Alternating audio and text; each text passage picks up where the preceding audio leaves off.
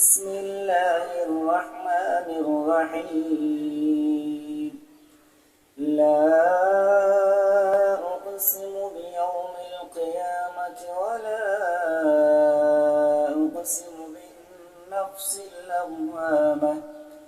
أيحسب الإنسان أن لن نجمع عظامه بلى قادرين على أن نسوي بنانه بل يريد الإنسان ليفجر أمامه يسأل أيان يوم القيامة فإذا برق البصر وخسف القمر وجمع الشمس والقمر يقول الإنسان يومئذ أين المفر كلا لا وزر إلى ربك يومئذ المستقر ينبأ الإنسان يومئذ بما قدم وأخر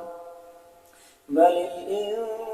الإنسان على نفسه بصيرة ولو ألقى معاذيره لا تحرك به لسانك لتعجل به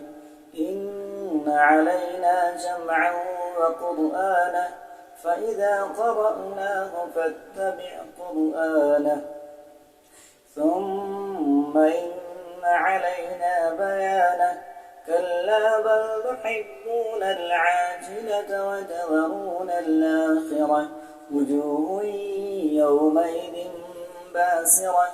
تظن أن يفعل بها فاقرة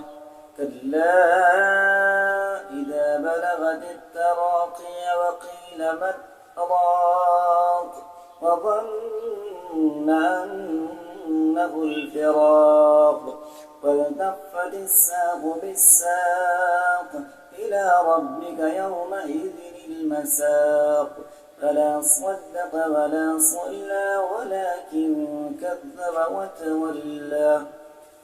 ثم ذهب إلى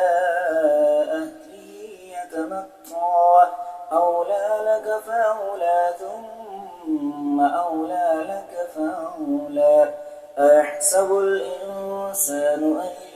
يترك سدى ألم يك نطفة من مني يمنى ثم كان علقة فخلق فسوى فجعل منه الزوجين الذكر والأنثى أليس ذلك بقادر على أن يحيي الموتى